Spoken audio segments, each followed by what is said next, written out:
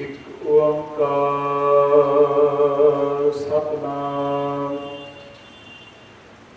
करता पुरख निर्भौ निर्वैर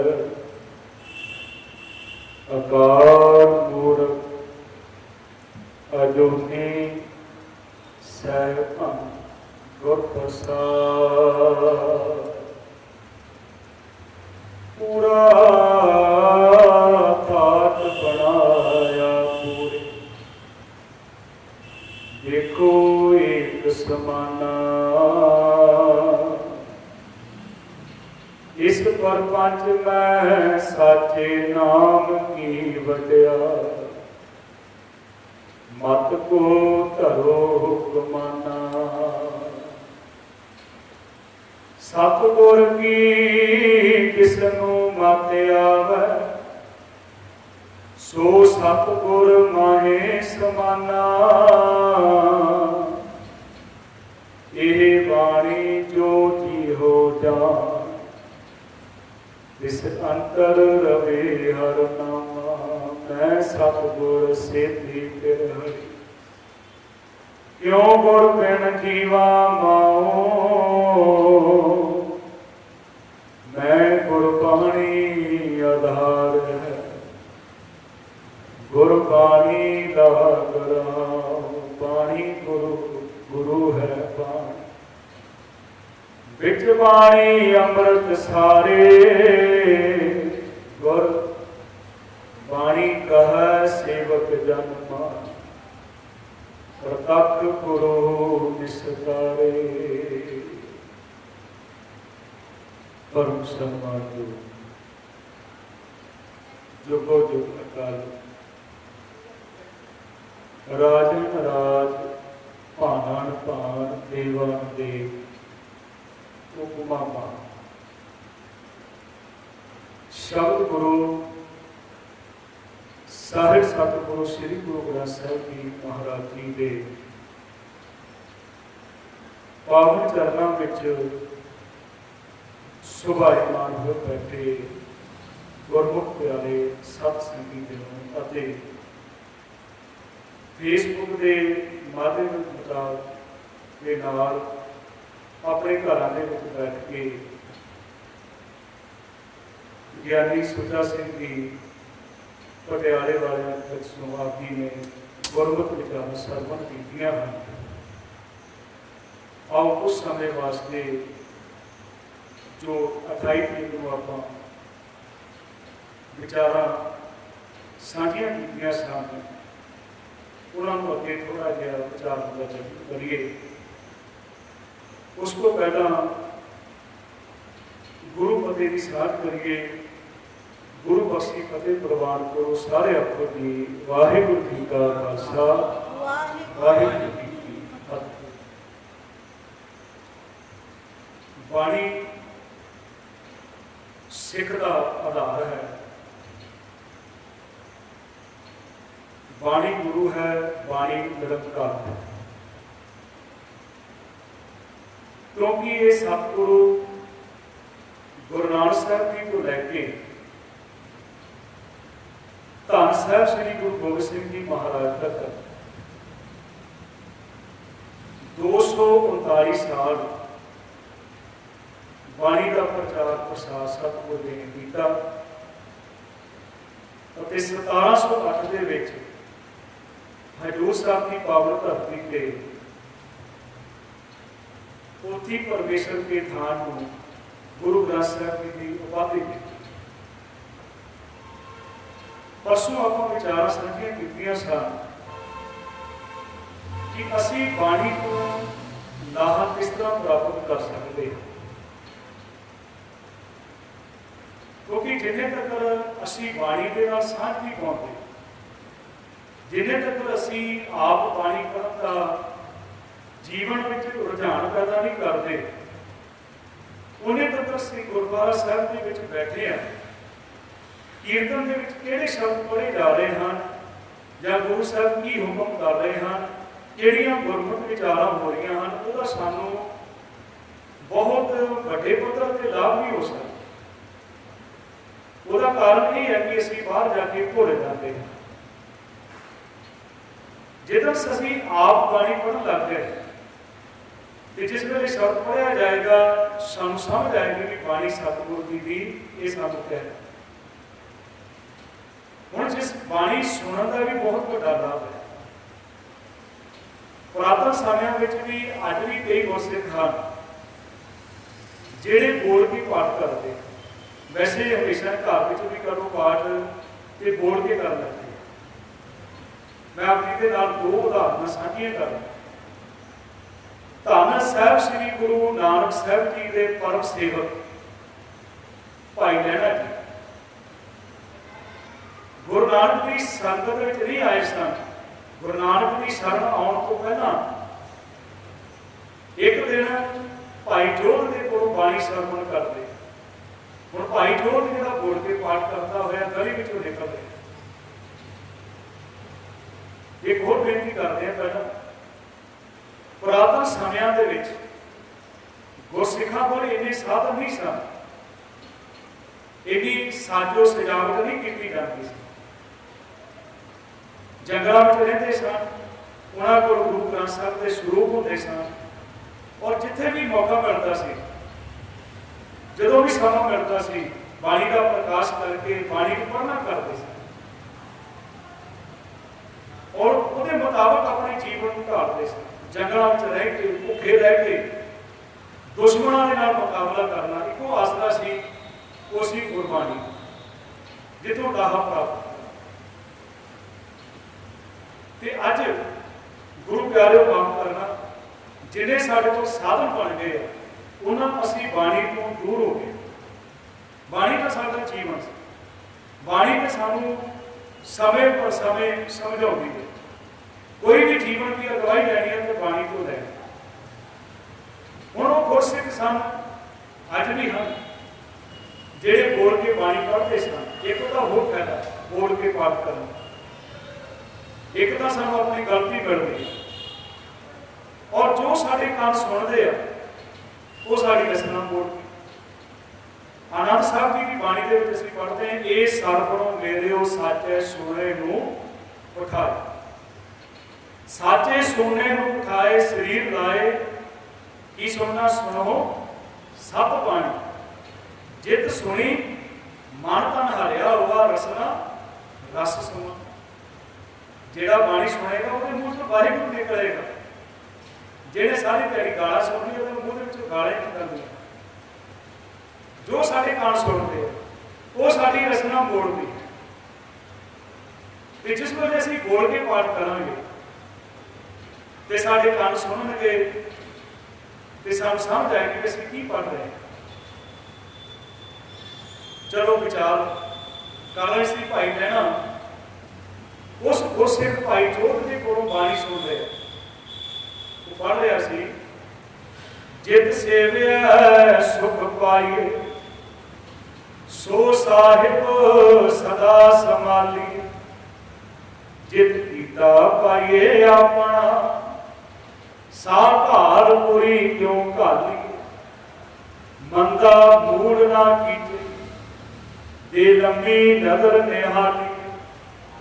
जो साहिब नाल ना हारी ते वेहा पासा ढालिए। किस लाहे ऊपर का वो गुरसिख सी भाई जोर भाई लैणे ने जाके बेनती की, भाई की पढ़ रहे हैं मैनू ये अर्थ दसो।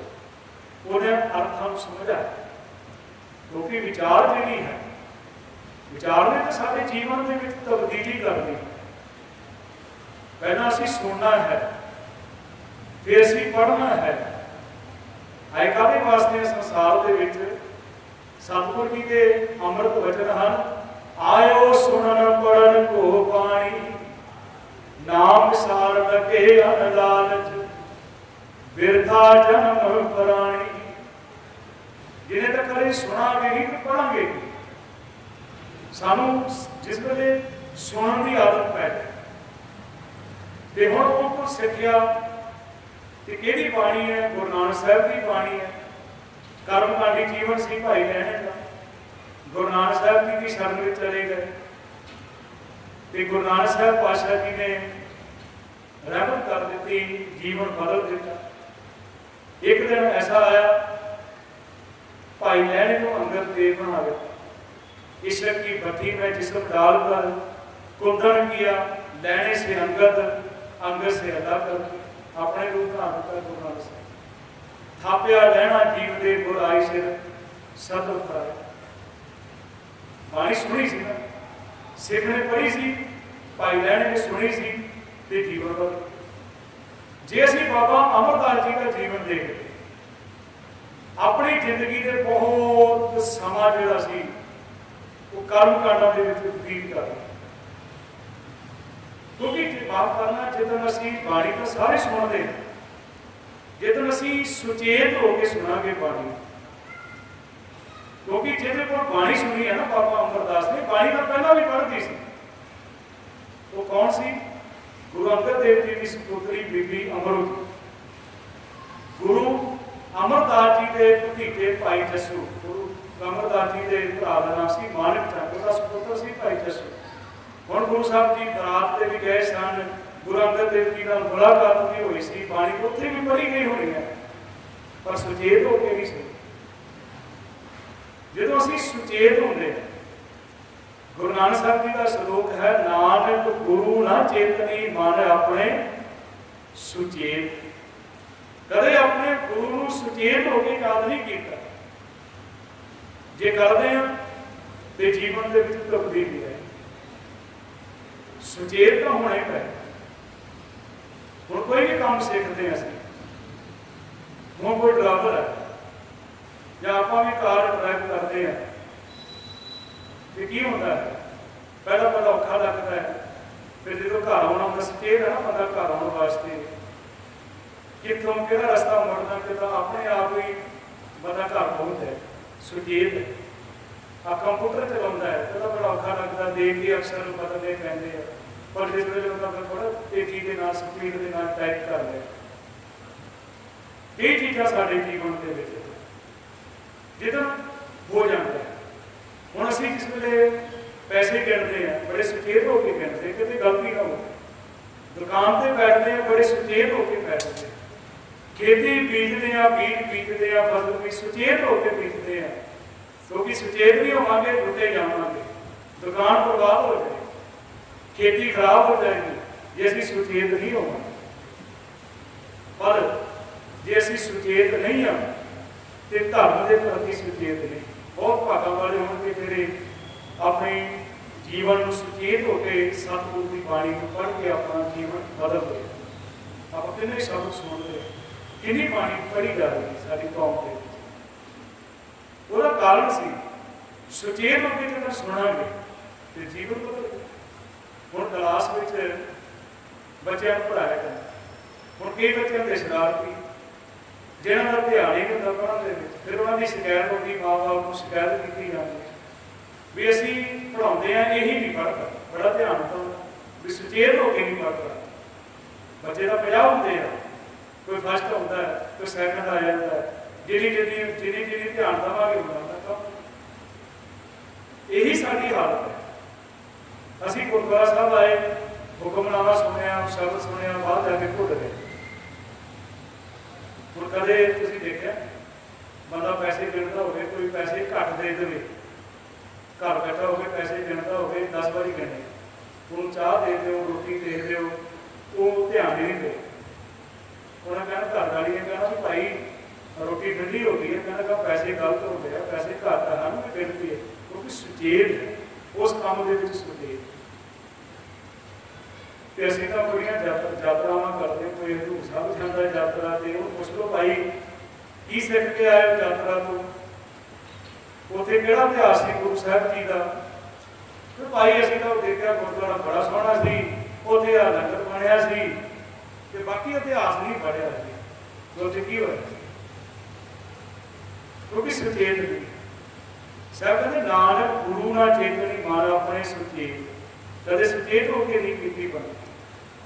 सुचेत होकर मत्था टेकना चंगी गल है, जे सुचेत होकर टेकांगे फिर गुरु साहब को कहना नहीं पएगा शीश नवाया क्या दिए जारी दे दसूते। बीबी अमरोता पहला भी पर जिधर किसी ने ठोकर मार दी, अंदर लगन लग गई, सुचेत हो गए भी मैं इतने 60 साल हो गए, मैं हले तक गुरु धारण नहीं किया। अंदर किसी ने जगा दिता, सुचेत हो गए। अज बीबी अमरो के कोलों बाणी सुनी, गुरु अंगद देव जी की शरण में आए। क्यों आए? क्योंकि बोल के बाणी पढ़ती सी। मैं पहला बेनती कर रहा कि असं बोल के पाठ करिए। जो बोल के करेंगे सारे कान सुनेंगे, दूसरा सुनेगा, उसका भी फायदा होगा। गुरु नानक साहब पातशाह ने आप परसों भी विचार की, गुरु साहब के कोल थोड़ी चीज़ा सन। गुर संगत बाणी बिना दूजी ओर नहीं आई। जिथे जाना मरदानिया रबाब सेड़ कसम की बाणी आई, वो बाणी पढ़ लग जाना। सज्जन ठग सुनता है शब्द बोल के पढ़िया ना, गुरु साहब ने सुनाया तो वह जीवन बदल गया सज्जन ठग। क्योंकि बाणी के बहुत बड़ी ताकत है। केड़ा जिंदगी का सवाल नहीं है जिसका जवाब गुरबाणी के नहीं है। हरेक सवाल जे आप नित नेम बाणियां लै लईए, सानू सब तो बड़ी चिंता करनी है रिजिक की चिंता, सानू रोटी की चिंता। पर गुरु साहब ने 5-7 बाणियां जिहड़ियां असीं रोज़ पढ़ रहे हैं, उन्होंने एक आप पंक्ति लैके विचार कर लीए कि सानू समझ आ जाएगी। क्योंकि सुचेत होगी जो पढ़ांगे, समझ तो ही आएगी। तो गुरु साहब कहते काहदे वास्ते तू फिक्र करता है? रब दे कोल तां केते मंगा है क्रोध अपार, केतियां गणत नहीं विचार, केते खप ते विकार, केते लै लै मुकर, केते मूर्ख खाई मंगदे पै। किन्ने मंगते पे? दिंदा दे लैंदे तक। किन्नियां पंक्तियां जपजी साहब दे विच, सबना जियां का एक दाता सो मैं विसरना जाए। क्योंकि वो इंदियां बख्शिशां कर रहा, गिनती नहीं हो सकती। जपजी साहब के विच ही है बहुता कर्म, कर्म दे के अर्थ है बख्शिश। बहुता कर्म लिखिया ना जाए, बड़ा दाता दिल ना तुम्हारा। उनको कोई तमा नहीं है, उनको कोई लालच नहीं है। जे वो गुण गाइए ना गाइए, जे साहब गढ़ के आखिर भाई बड़ा तो हो गए घाट ना पाए, उन्होंने कोई फर्क नहीं पैना। फर्क सानू पैना, गावांगे सानू फर्क पेगा। तो सुचेत कर दिता, जपजी साहब सुचेत कर दिता, तुम रिजिक की चिंता ना कर। फिर जाप साहब पढ़ते हैं कि रोजी रजा के रहीमे रहा के पाक जे ऐब है कि गैबुल गैब। फिर रोजी देने वाला परमात्मा है। रोजी तो बथेरे लोग दे देंगे, कितने लोग लंगर लाते हैं। हम कोई बार बार मंगी जाए, रोटी मांग के दोबारा मंगना आ जाए, तो हम तो लैके गया सी, तो हम तो मंगी सी, तो रोज आ जाना तू मंगण वास्ते। इदा के सवाल जवाब हो जाते। पर नाल शब्द की लिखा परमात्मा किदा दा कि रोजी रजा के ही मैं रहा। वो रहम करने वाला है, वो डांटता नहीं है, झिड़कता नहीं है। वो जिनी वाली मर्जी मंगी लो, कि असं मंगते हैं ठीक है। फिर सवेरे पढ़ते हैं गुरु कलगीधर पातशाह साहब कहते कितने लोग मंगते पे। वीर अपार बड़े बरियार, अब चार है सार की धार पसैया, तोड़ देश बड़े प्रवासन, माते गडान के मान कलैया, गाड़े गडान को तोड़न हाल, सो बापन ही चक चार गवैया, साहिब श्री सब को सिर नायक, जाचक अनेक सो एक गवैया। देने वाला एक है, सारे लोग को मांगते। फिर चौथी बाणी पढ़ लो, चौपाई साहब पढ़ते हैं, जितने उनके बाणी कृपा दृष्ट वो परमात्मा जिहड़ा है रहम करता, बख्शिशां करता। पर वो कितना बड़ा दयालु है परमात्मा, सारे दिन पर कृपा कर। दृष्ट कर फूला, दृष्टि करके बख्शिश करके खुश होता है। किथे किथे करता कहते चीटी ते कुंचर असपूला, सब पर कृपा दृष्ट कर। उन सारे की चिंता है, चीटी तो लैके हाथी तक, चीटी ते कुंचर असपूला, सब पर कृपा दृष्ट कर। वो खुश होता है, दाता देव को कि संसार उसका बनाया है, सब कहते माता के उधर मैं प्रतिपाल करे सो क्यों मनो विस्तार। असी रब तो नहीं डरते। अज भी जो महामारी चल रही है बंदा रब तो नहीं डर रहा, मौत के कोल डर रहा। मौत के डर करके लोग मर रहे। बड़ी सोहनी कहानी किसी ने सुनाई, कहते महामारी आ गई और रस्ते में महापुरुष कोई मिल गया, मैं कितने चली है, कह लगी इतने इस देश के महामारी फैलाने वास्ते गल। वो कह लगे दस कर लोगों की मौत हो जाएगी, लोग मर जाएंगे। वो कह लगे तुम फिक्र ना करो, 1000 को बंदा मरेगा, इस तो बाद नहीं मारती, 1000 को बंदा मार। कहते ठीक है, महीना 2 महीने महामारी रही, 1000 की 10,000 बंदा मर गया। वापस गई थी और रस्ते में फिर महापुरुष बढ़ गए। महापुरुष ने पूछा महामारी तू कहती सी 1000 बंदा मारांगी, ये तो 10,000 मर गए। वो कहने कि 1000 ही मारे, बाकी का 9,000 डर के मर गए। हमने जेडे मार रहे ना लोग ये डर के मर गए, बीमारी को डर के मर गए। सानू डरना किहदे कोल सी? परमात्मा दे कोल निर्भय जपे सगल को मिटे। वो परमात्मा को डरना, परमात्मा सारे की कृपा करता। वो परमात्मा जिहड़ा साडे प्रतिपालना उत्थे भी करता सी, माता के उदर दे विच भी।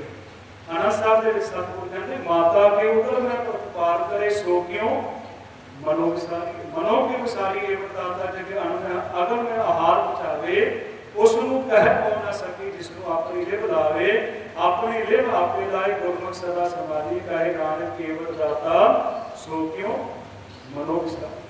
फिर शाम बाणी पढ़ सोदर की बाणी पढ़ते हैं, मतलब ये रोजाना भी पढ़ बाणी तो सचेत होकर पढ़ांगे तो सतगुरु आपे सोची दे। फिर पढ़ते हैं शाम सोदर के ताजे रिमन चित है उदम जहाँ हर हर कियो परिया सैल पत्थर में।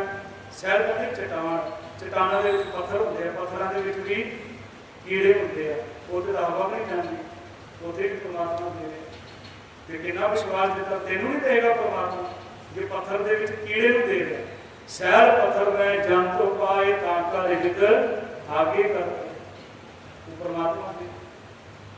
फिर अगे असी पढ़ते हैं 16 साल सौन लगे पढ़ते हैं, उत्थे भी गुरु साहब कहते हैं ये सतगुरु जी अज का भी दिन निकल गया, साडा अज का भी नित निकल गया। नित असी काम करते हैं, नित असी आगे फिर सौ जाते फिर उठ जाते हैं, नित का काम। सतगुरु कहते फिक्र ना कर, नित नित जीअड़े संभाली है।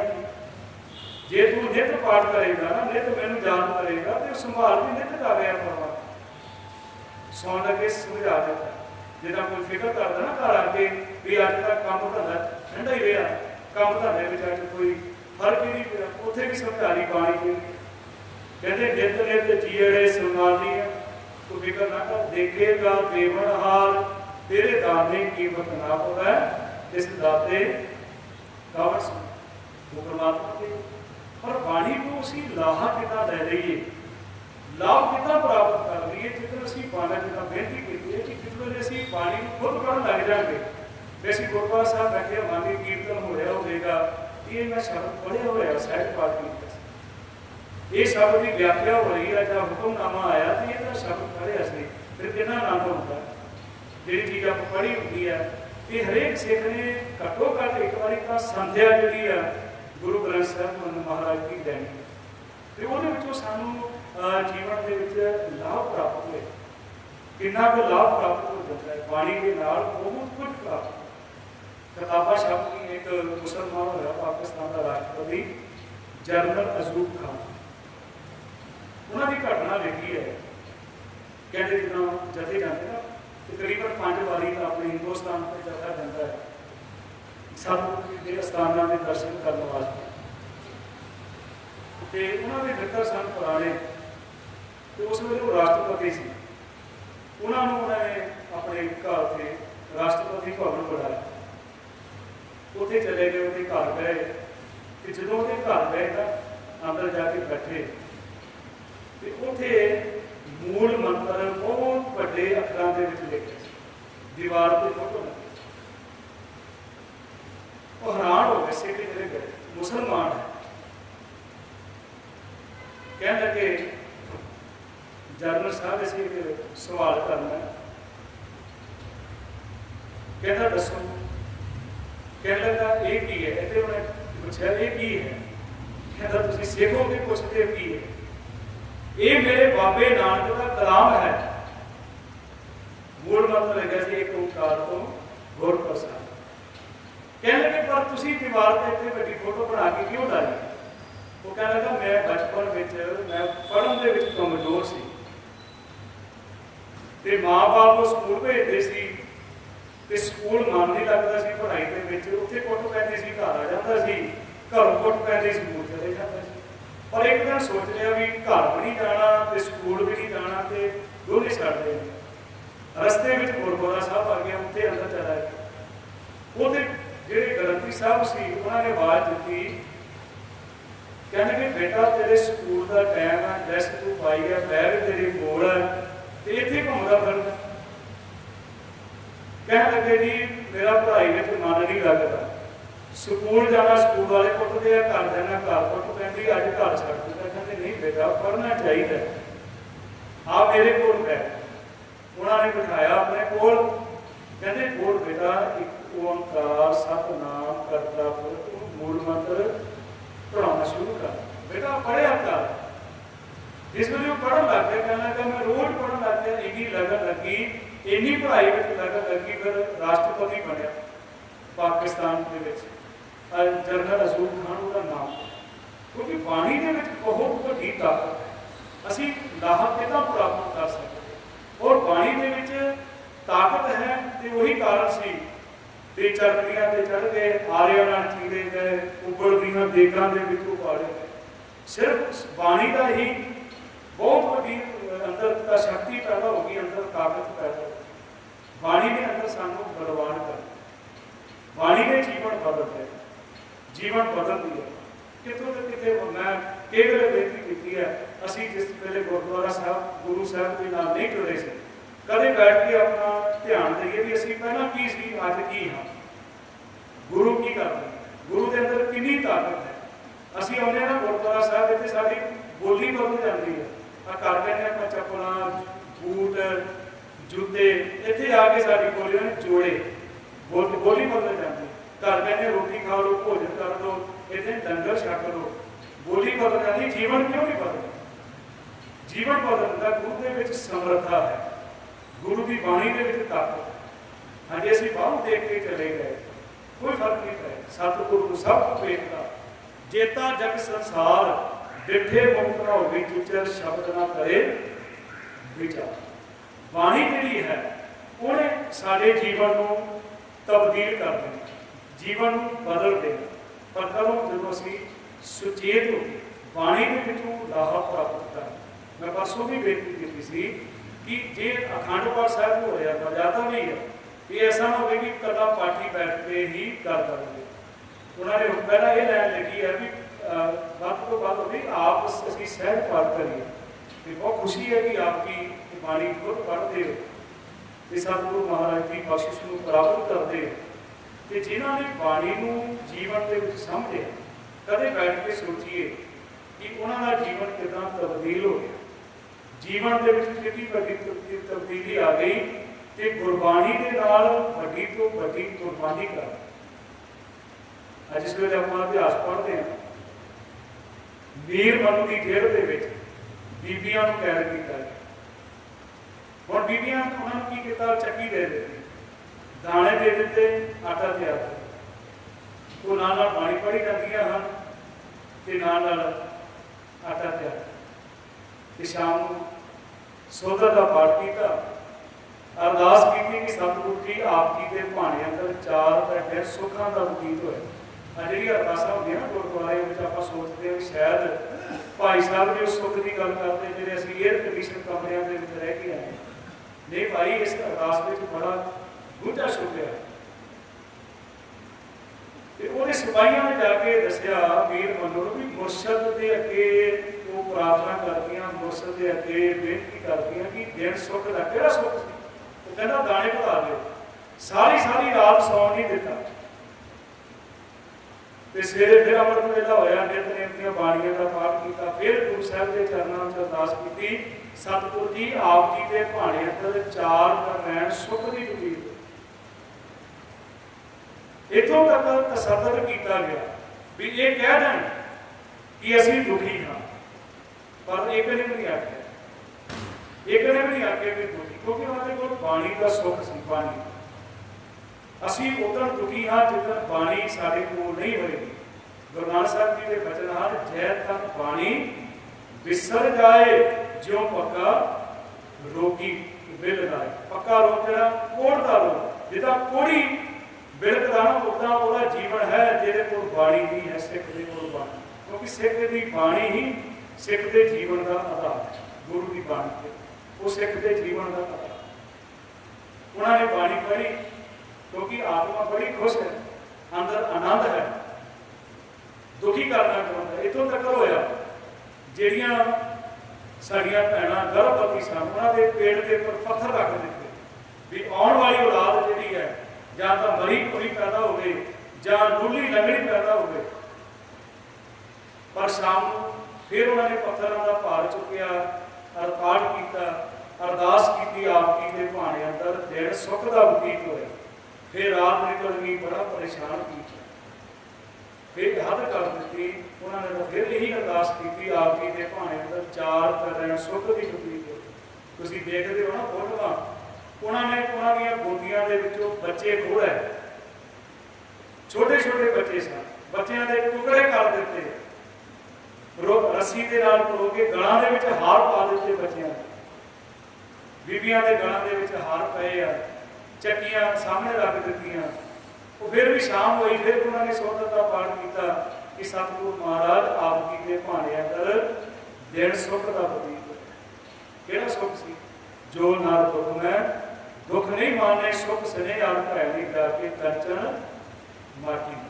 ਉਹ ਸੁੱਖ ਸੀ ਜਿਹਦੇ ਨਾਲ ਕੋਈ ਦੁਨੀਆ ਦੀ ਤਾਕਤ ਦੁਖੀ ਨਹੀਂ ਕਰ ਸਕਦੀ। ਭਾਵੇਂ ਤਤੀ ਤਵੀ ਤੇ ਬੈਠੇ ਹੋ, ਭਾਵੇਂ ਉਗਲਦੀਆਂ ਦੇਗਾਂ ਵਿੱਚ ਉੱਪਰ ਜਾਣ, ਆਰੇ ਨਾਲ ਚੀਰੇ ਜਾਣ, ਪਰ ਉਹਨਾਂ ਨੇ ਸੀ ਦੀ ਉਚਾਰਨ ਕੀਤੀ ਕਿਉਂਕਿ ਬਾਣੀ ਸਹਾਰਾ ਸੀ। ਜੇ ਸੁਖ ਦੇਤਾ ਤੁਝੇ ਆਰਾਧੀ ਦੁੱਖ ਵੀ ਤੁਝੇ ਧਿਆਈ, ਜੇ ਭੁਖ ਦੇਤਾ ਇਤ ਹੀ ਰਾਜਾ ਦੁੱਖ ਵਿੱਚ ਸੂਖ ਮਨ। ਇਹ ਜਿਹੜਾ ਸਾਨੂੰ ਜੀਵਨ ਸਤਿਗੁਰੂ ਨੇ ਬਖਸ਼ਿਸ਼ ਕੀਤਾ ਹੈ, ਇਹ ਬਣੇਗਾ ਬਾਣੀ ਦੇ ਨਾਲ। ਬਾਣੀ ਦੇ ਵਿੱਚੋਂ ਅਸੀਂ ਲਾਭ ਪ੍ਰਾਪਤ ਕਰਨਾ, ਬਾਣੀ ਦੇ ਵਿੱਚੋਂ ਲਾਹਾ ਪ੍ਰਾਪਤ ਕਰਨਾ। ਬਾਣੀ ਭਾਵੇਂ ਥੋੜ੍ਹੀ ਪੜ੍ਹੀਏ, ਭਾਵੇਂ ਇੱਕ ਅੰਗ ਰੋਜ਼ ਪੜ੍ਹੋ, ਪਰ ਉਹਨੂੰ ਸਮਝਣ ਦਾ ਯਤਨ ਕਰੀਏ ਕਿ ਸਤਿਗੁਰੂ ਕੀ ਕਹਿ ਰਹੇ। ਅਸੀਂ ਆਏ ਕਾਹਦੇ ਵਾਸਤੇ ਆ? ਆਏ ਉਹ ਸੁਣਨ ਪੜ੍ਹਨ ਤੋਂ ਬਾਣੀ, ਨਾਮ ਵਿਸਾਰ ਲੱਗੇ ਅਨ ਲਾਲਚ ਬਿਰਥਾ ਜਨ। ਸਤਿਗੁਰੂ ਦੀ ਕਿਰਪਾ ਕਰ। ਇਹੀ ਅਰਦਾਸ ਕਰੀ ਕਿ ਸਤਿਗੁਰੂ ਮਹਾਰਾਜ ਤੇਰੀ ਬਾਣੀ ਸਾਡੇ ਜੀਵਨ ਦਾ ਆਧਾਰ ਬਣਦਾ ਹੈ। ਮੈਂ ਸਤਿਗੁਰ ਸੇਵਤੀ ਪਿਰ ਹਰੀ, ਕਿਉਂ ਗੁਰਬਿਨ ਜੀਵਾ ਮਾਓ, ਮੈਂ ਗੁਰਬਾਣੀ ਆਧਾਰ ਦਾ ਸਹਾਰਾ, ਮੈਂ ਗੁਰਬਾਣੀ ਆਧਾਰ ਹੈ, ਗੁਰਬਾਣੀ ਲਾ। ਗੁਰੂ ਸਾਹਿਬ ਕਿਰਪਾ ਕਰ। ਆਪ ਜੀ ਇਹਦੀਆਂ ਬੇਨਤੀਆਂ ਪ੍ਰਵਾਨ ਕਰ ਲਈਆਂ। ਸਰਦਾਰ ਕੁਲਤਾਰ ਸਿੰਘ ਜੀ ਦਿੱਲੀ ਵਾਲੇ ਅਤੇ ਗਿਆਨੀ ਸੁਚਾ ਸਿੰਘ ਜੀ ਪਟਿਆਲੇ ਵਾਲੇ, ਉਹਨਾਂ ਦਾ ਮੈਂ ਬਹੁਤ ਬਹੁਤ ਧੰਨਵਾਦ ਹੈ ਜਿਨ੍ਹਾਂ ਨੇ ਫੇਸਬੁੱਕ ਦੇ ਰਾਹੀਂ ਸਾਰੀਆਂ ਸੰਗਤਾਂ ਦੇ ਰੂਬਰੂ ਹੋਣ ਦਾ ਮੌਕਾ ਦਿੱਤਾ ਹੈ। ਗੁਰੂ ਸਾਹਿਬ ਸਾਰਿਆਂ ਨੂੰ ਚੜ੍ਹਦੀ ਕਲਾ ਬਖਸ਼ਿਸ਼ ਕਰਨ। ਬੜਾਓ ਫਤਿਹ। ਵਾਹਿਗੁਰੂ ਜੀ ਕਾ ਖਾਲਸਾ, ਵਾਹਿਗੁਰੂ ਜੀ ਕੀ